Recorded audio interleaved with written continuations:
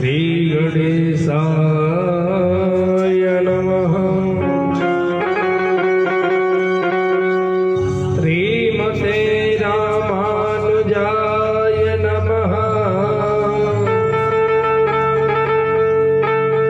श्री गुरुचरण कमलेभ्यो नमः।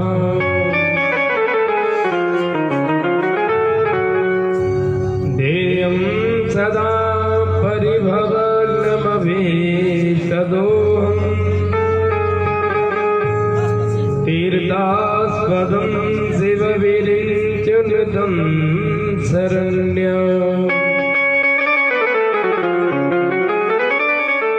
वृत्यार्तिहं प्रणतबालभवाद्भूतम् वन्दे महापुरुषते शरणारविन्दम्।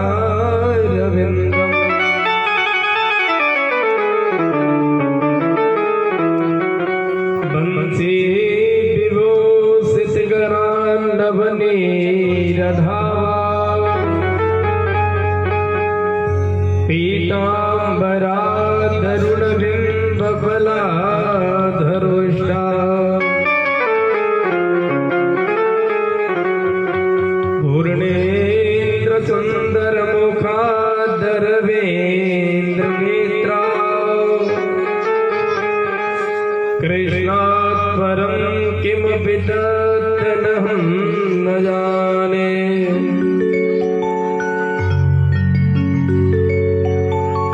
अतुलितबलिधामं हेमशैलावदेहम्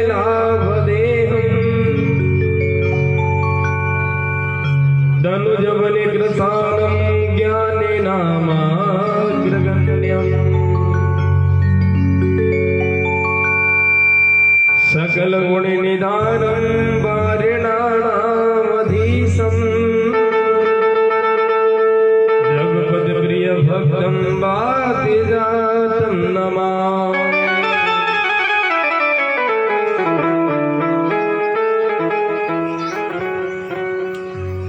यो नित्यमाच्युतपदाम्भुजयोगमरुह्यम् व्यामोहतस्तदितराणि तृणाय मेने। अस्मद्गुरोर्भगवतो सदयेकसिन्धो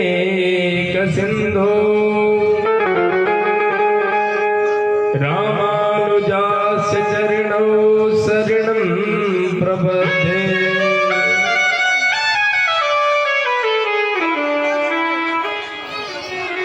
सब द्वारिको छोड़कर मैं आयो तेरे द्वार। हे वृषभानु की लाडली निग मेरी ओर निहार।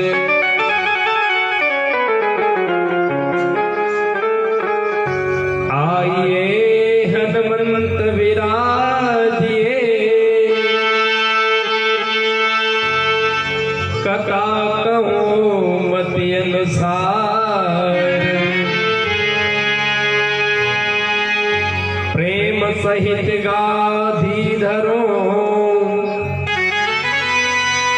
हनुमत हो ही सहाय।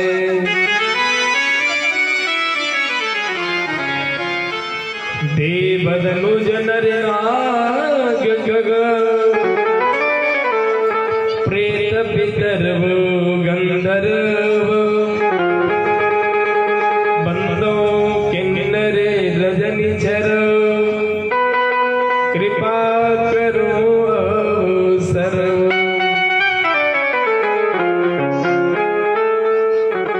जय जय श्री राधा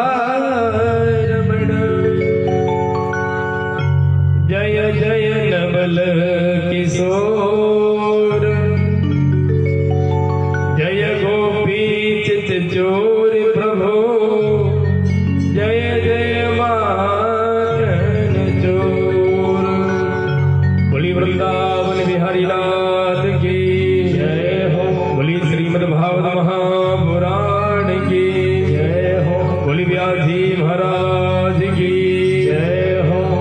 आचार्य सुखदेव जी महाराज की जय हो। बोली राजा रामचंद्र महाराज की जय हो। बोली हनुमान जी महाराज की जय हो। बोली गंगा मैया की जय हो। बोली यमुना मैया की जय। बोली बस्ती मैया की जय हो। बोली श्री गुरुदेव भगवान की जय हो। जय जय श्री राधे।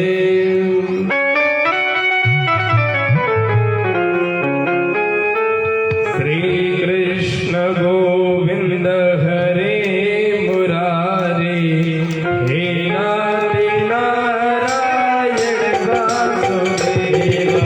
श्री कृष्ण गोविंद हरे मुरारी हे नारी नारायण वासुदेव।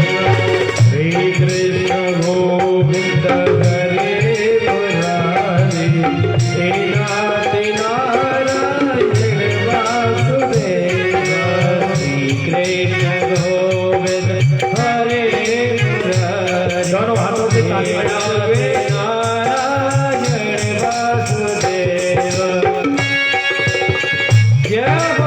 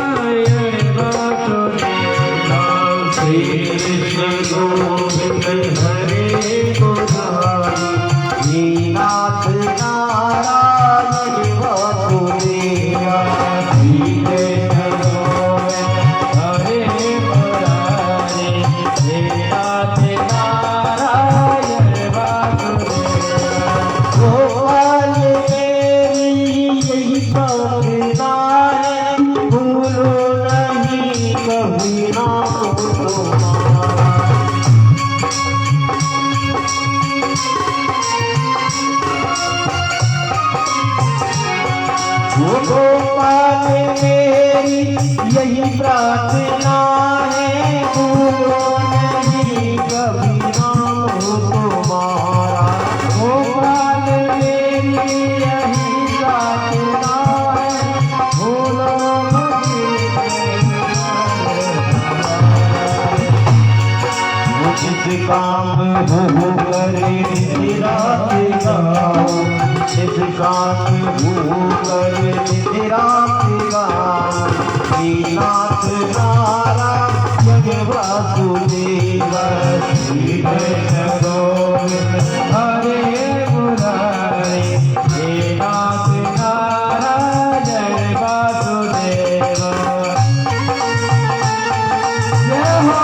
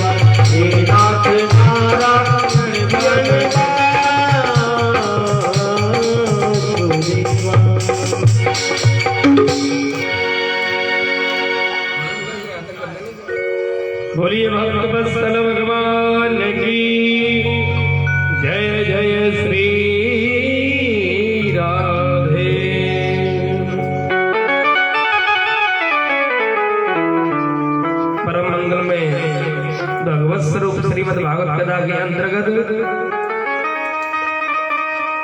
आप सभी ने कल के प्रसंग में भगवान की द्रौपदी की लीला का वर्णन सुना।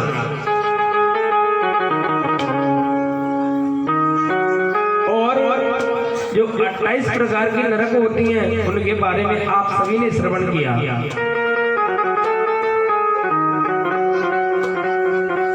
डाकू अजामिल ने अपने पुत्र नारायण का नाम पुकारा था तो उसे भी वैकुंठ धाम को जाना पड़ा। पहले का नियम क्या था कि पहले के जमाने में व्यक्ति भगवान के नाम पे नाम रखता था।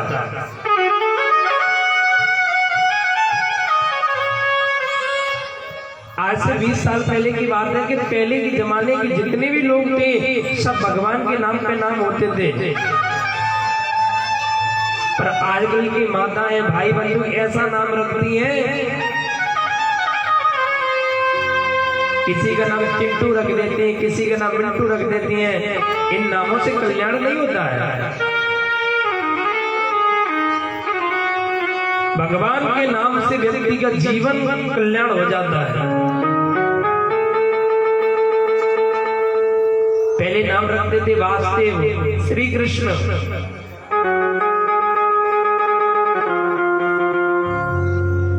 जब हमारा जन्म हुआ था तो हमारी दादी थी, दादी ने कही इसका नाम तो हम कनुआ रखेंगे, काना रखेंगे।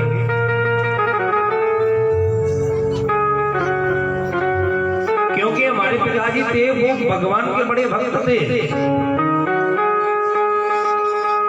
हमारे दादी कहते हैं अरे इसका लड़का का जन्म होगा तो हम काना नाम रखेंगे, क्योंकि भगवान श्री कृष्ण की ज्यादा उपासना करता है।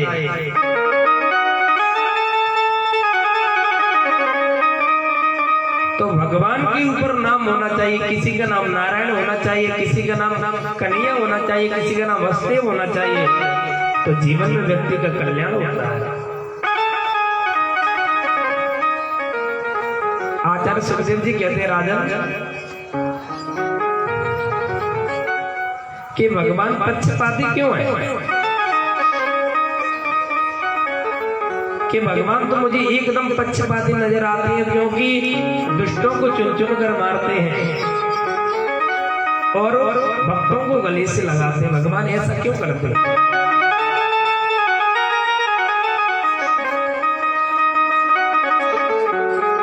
जो भगवान की ज्यादा सेवा करता है, जो भगवान की ज्यादा पूजा करता है, उसके जीवन में संकट जरूर आता है, पर अंत में सत्य की विजय होती है। सज्जनों, भगवान कहते हैं जो व्यक्ति मुझको जैसे बजता है उसी का मैं उसी प्रकार से उस व्यक्ति का योगक्षेमम वहाम्यम कर देता हूं।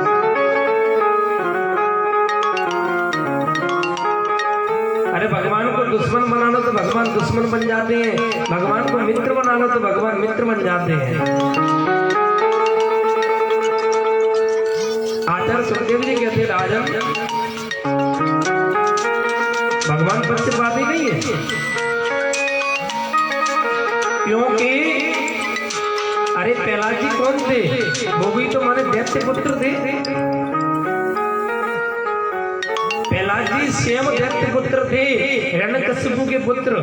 तो भगवान ने हिरण्यकशिपु को मार दिया पर प्रहलाद को अपने गले से लगाया था। आप कैसे कह सकते हैं कि भगवान पक्षपाती है? भगवान कभी पक्षपाती नहीं होते। अरे भगवान को जिस प्रकार व्यक्ति भजता है उसी प्रकार से भगवान उसको भजता है। आज आचार्य सुखदेव जी कहते हैं राजन एक जन्म का नहीं 3-3 जन्मों का उद्धार करने के लिए स्वयं भगवान नारायण प्रकट हुए थे। हिरण्यकशिपु हिरण्याक्ष कौन थे सज्जनों? भगवान श्री द्वारकाधीश के द्वारपाल थे। एक दिन सनक सनंदन सनातन सनत कुमार भगवान से वैकुंठ धाम में मिलने के लिए गए। और जैसे मिलने के लिए गए तो भगवान के द्वारपालों ने उनको रोक दिया। द्वारपालों ने जैसी रोका है, सनत सनंदन सनातन सनत कुमार ने कह दिया, अरे तुम भगवान के द्वारपाल होने के बाद भी हमको रोकते हो तुम?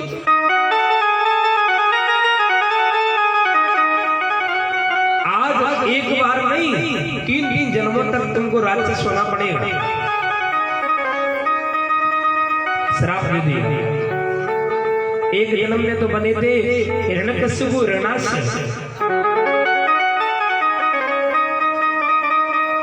एक समय में बने थे रावण और कुंभकर्ण, एक समय में बने थे शिशुपाल और दत्तवक्त्र। 3 जन्मों का वैर था भगवान से। जो राक्षस लोग थे नहीं, भगवान कहते थे आप हमसे मने प्रेम क्यों नहीं करते?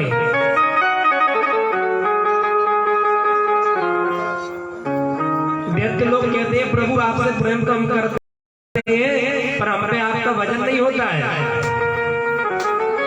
वही वजन नहीं तामस देहा। तो भगवान ने कहा तो आप कैसे बचोगे? दैत्य लोग कहते हैं प्रभु हम तो आपसे दुश्मनी करेंगे, दुश्मनी के रूप में आपसे बचेंगे हम।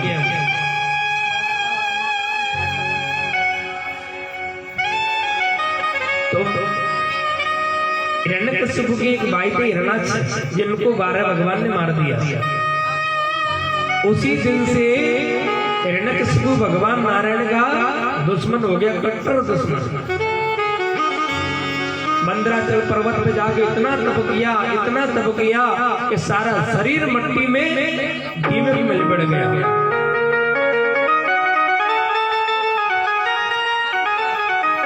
ब्रह्मा जी प्रकट हो गए। ब्रह्मा जी कहने लगे ब्रह्म गुड़िया वरदान मांगो बेटा। हिरण्यकशिपु कहता है महाराज मुझे तो अजरामर बना दो। ब्रह्मा जी कहते हैं भैया अजरामर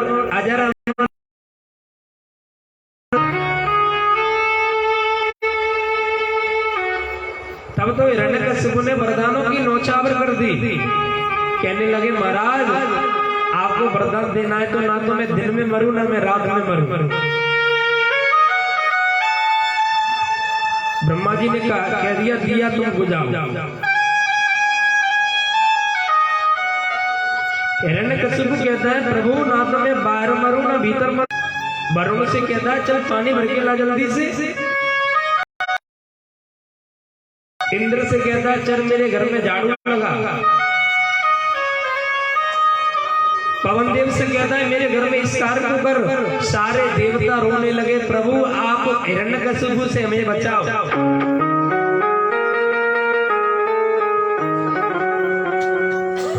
भगवान ने ऐसी माया रची कि हिरण्यकशिपु की पत्नी कयाधु से ध्रुव जी के प्रहलाद जैसा पुत्र उत्पन्न कर दिया।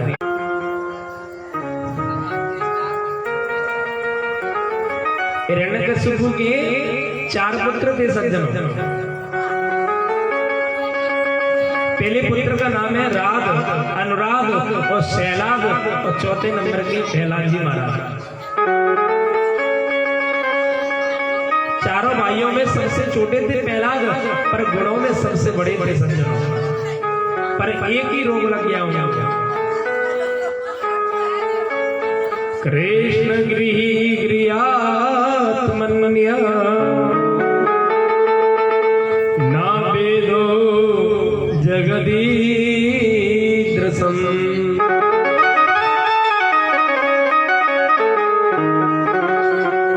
जैसे जन्म हुआ श्री भगवान नारायण का दीवाना था प्रहलाद। प्रहलाद जी पहले भगवान का भजन नहीं करते थे, भगवान में विश्वास नहीं करते थे प्रहलाद जी पहले।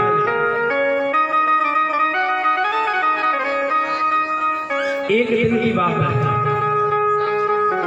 कि प्रहलाद जी महाराज अपने गांव में घूम रहे थे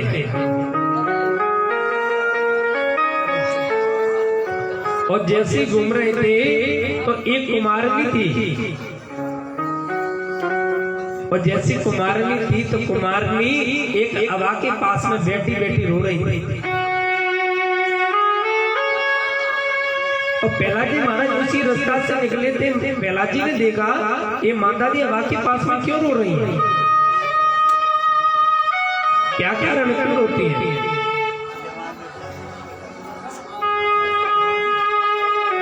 आज पहलाजी ने माता कुमारिनी से पूछा, माँ आप क्यों रोती हैं? उस देवी ने कितनी प्यारी सुंदर बात कही, बेटा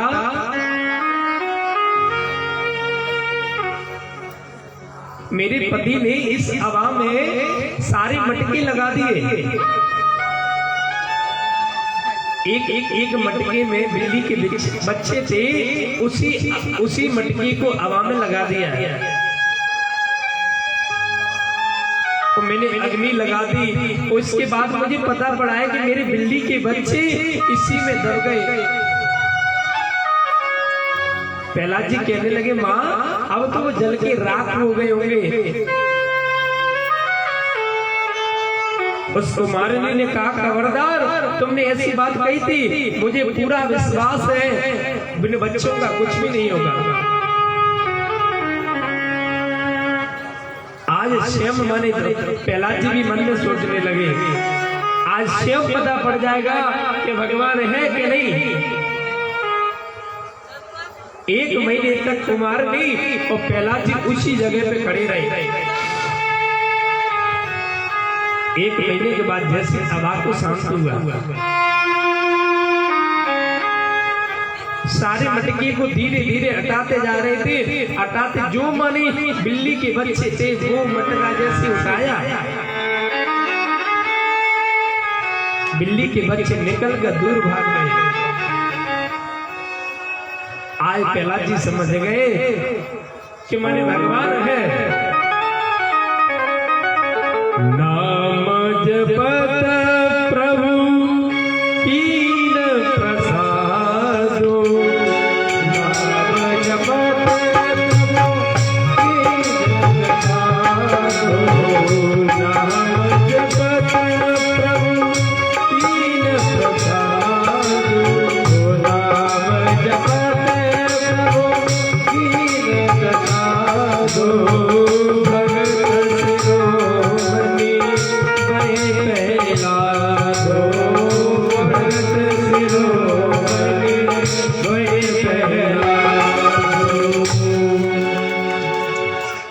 नाम जपते जपते जो पहलाजी श्रोमणी हो गए, उसी दिन से पहलाद को विश्वास हो गया कि भगवान है। एक दिन की बात है कि माने हिरण्यकशिपु ने अपनी विश्वविद्यालय में पहलाजी को पढ़ने के लिए भेज दिया।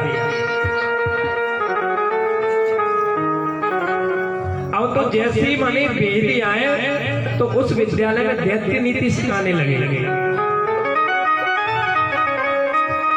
जैसे सरकार ने शिक्षकों को बता दिया कि विद्यार्थियों को ये चीज पढ़ाओ, माने शिक्षक तो वही पढ़ाएंगे ना। अब तो दैत्य नीति पढ़ाने लगे। माने गणेश माने ग माने गणेश होता है, पर गणेश को हटा के ग माने गधा पढ़ाने शुरू कर दिया।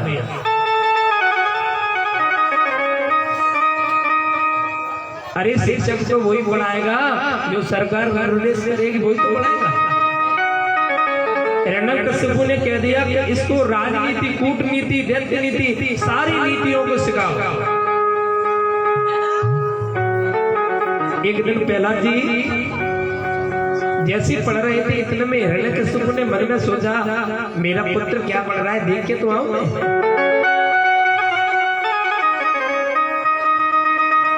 आज जैसे पहलाजी हिरण्यकशिपु विद्यालय में आए, पहलाजी ने देखा कि पिताजी आए और पिताजी को तुरंत प्रणाम किया।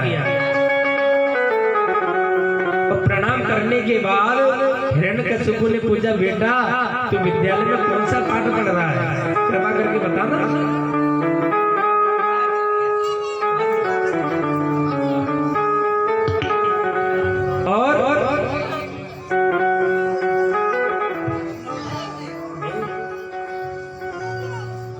और माने से बताने लगे।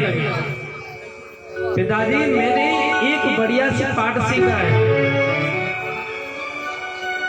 मैंने एक पाठ बहुत बढ़िया सा सीखा है, वो मैं आप सुनना चाहते हैं तो कृपा करके मैं बताऊं। बड़ा सुंदर उपदेश दिया है आज प्रहलाद जी ने। तद साधु मन्ने सुरवर यदेना सदा समुद्री गृयात सागर हित्वात पादं ग्रहमन्दकूपम् बनो गदोय दरियाश्रयात्।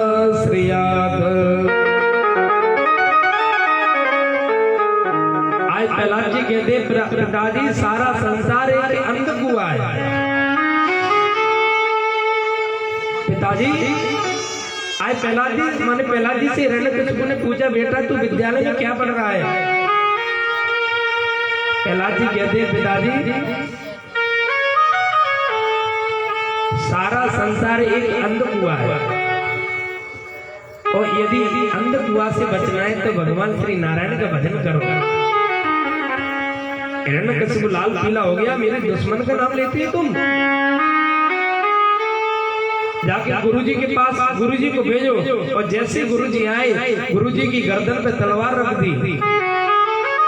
अरे ब्राह्मण देवता मेरे बच्चों को तुम क्या पढ़ाते हो? संडामरक कहते हैं महाराज आपकी सौगंध काकी कहते हैं हमें ऐसे कोई विद्यालय में हमारा पाठ नहीं है। हिरण्यकशिपु कहते हैं कि मैं किसकी मानूं, मेरे सामने अभी मेरे दुश्मन का नाम लेके गया है, मैं किसी की बात मानने वाला नहीं।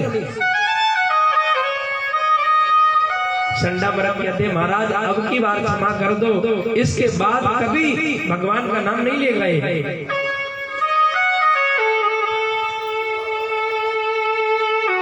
हिरण्यकशिपु वहां से चले गए तो गुरुजी ने प्रहलाद जी को बुलाया है।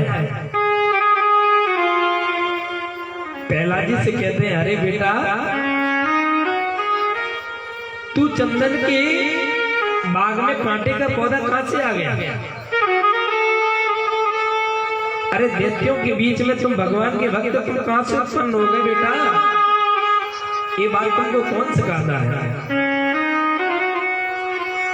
प्रहलाद जी आज कुछ नहीं बोले।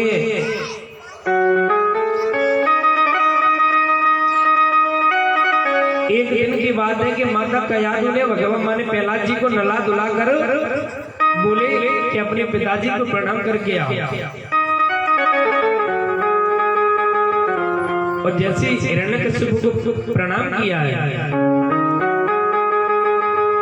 प्रणाम करने के बाद आज हिरण्यकशिपु फिर दोबारा से पूछते बेटा तूने विद्यालय में कौन सा पाठ सीखा है?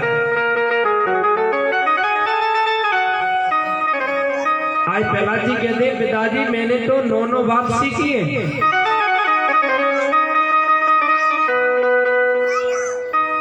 हिरण्यकशिपु मन में सोचने लगा शायद राजनीति, कूटनीति, दैत्य नीति आदि नीति सीखी होगी उसने। बेटा जल्दी से तू बढ़िया सा पाठ सुना। आज भाई प्रहलाद जी ने नवदा भक्ति के बारे में बता दिया। श्रवणम कीर्तनम विष्णु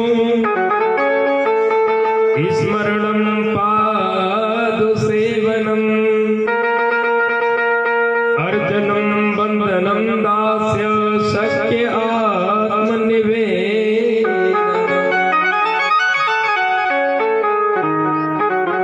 जो नवदा भक्ति का उपदेश दिया प्रहलाद जी को हिरण्यकशिपु ने सिंहासन से पटक दिया। अरे प्रहलाद तुझे पता नहीं है जिस नारायण का तू नाम ले रहा है वो नारायण तेरे चाचा का हत्यारा है।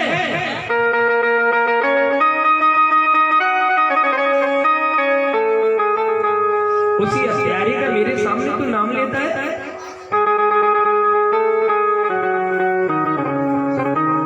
आज प्रहलाद जी कुछ नहीं बोले। आज हिरण्यकशिपु ने मन में सोचा कहीं प्रहलाद मेरा मृत्यु का कारण तो नहीं बन जाएगा।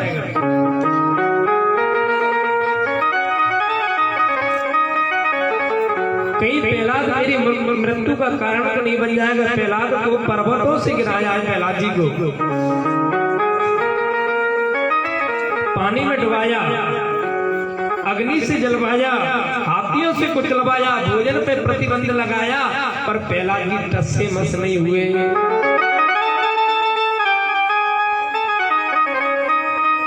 एक दिन की बात है कि हिरण्यकशिपु की बहन होलिका देवी आई। अरे भाई तुम नहीं मारोगे तो इसे मैं मार दूंगी। हिरण्यकशिपु कहने लगा महाराज अरे बहन इसे तो मैं भी नहीं मार पाया, तू कहां से मार देगी। होलिका देवी कहती है महाराज मेरे पास अग्नि देव का पवन देव का दिया हुआ एक अमरचीर नाम का रूमाल है, मैं अपने सिर के ऊपर ढक लूंगी, इसके बाद आप अग्नि लगा देना तो मैं जल नहीं पाऊंगी, वो जल के भस्म हो जाएगा। आज जैसे मने होलिका देवी ने लकड़ियों का गट्टा लगवा लिया, उस लकड़ियों के गट्टे पे जाकर सेम होलिका देवी बैठ गई सज्जनों। और जैसी बैठी है होलिका देवी कहती है बेटा प्रहलाद जल्दी से आओ।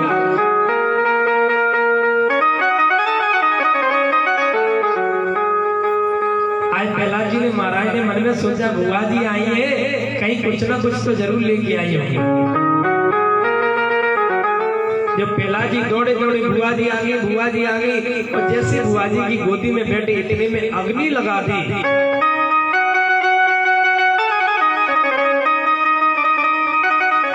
जोर जोर से अग्नि जैसे जलने लगी, भगवान की कृपा। उसी समय पे 49 मर्द चल पड़े और आवाज से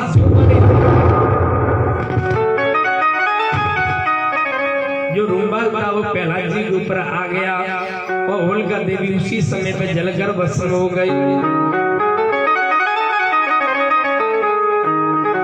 जाकोरा के साया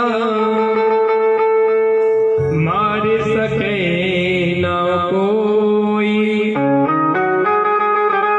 बालन मांगो कर सके जो जग मेरी होए। होलिका देवी को जला दिया। चंडामर्ग दोबारा से आए गुरु हिरण्यकशिपु महाराज एक बार मौका और दे दो हमें। हिरण्यकशिपु ने कह दिया जाओ तुम दोबारा से प्रहलाद को ले जाओ, आप जो भी दंड दे इसे देते रहना, मेरे पास शिकायत लेकर कभी मत आना।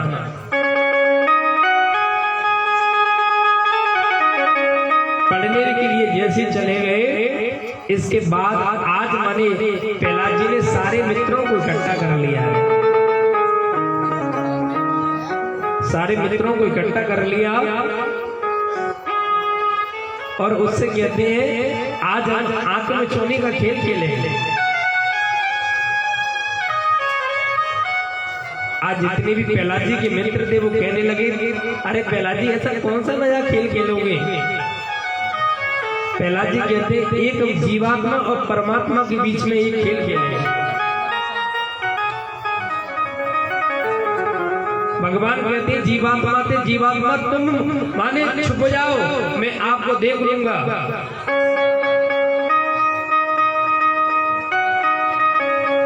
जीवात्मा अपने कर्मों के अनुसार जन्म लेता है और मरने के बाद तुरंत भगवान के पास में पहुंच जाता है। भगवान कहते हैं अब मैं छुपता हूं, आप मुझे देख लीजिए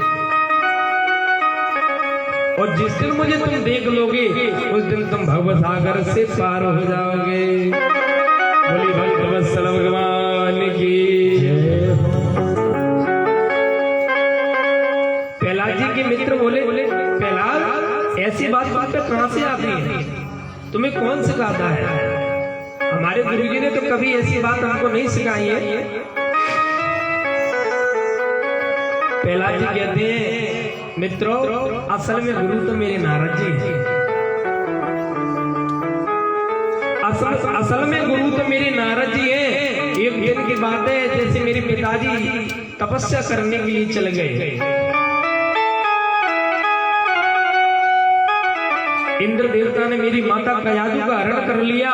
वो हरण करते उस गर्भ में मैं था, तब नारद जी ने कह दिया, अरे इंद्र देवता, जिस देवी का तू हरण कर रहा है उसी के गर्भ में भगवान का भक्त है।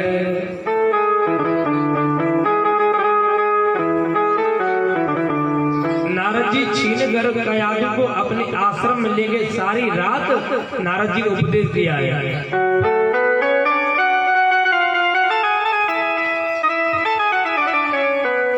असल में तो मेरे गुरु नारद जी हैं।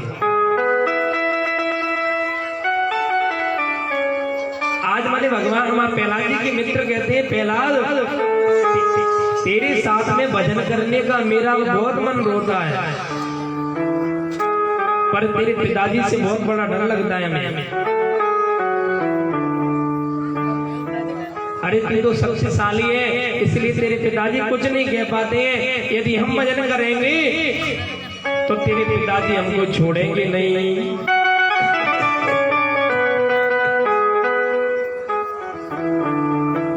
प्रहलाद जी कहने लगे, आप तो भजन करो, जो होगा सो परमात्मा देखेंगे। आज प्रहलाद जी अपने मित्रों के साथ में भगवान का भजन करने लगे।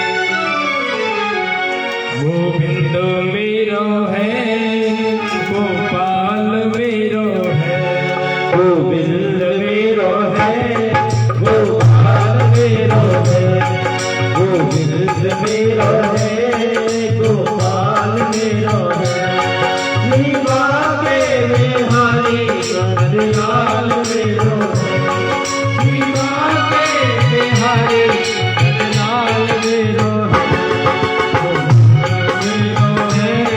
गोपाल मेरो है।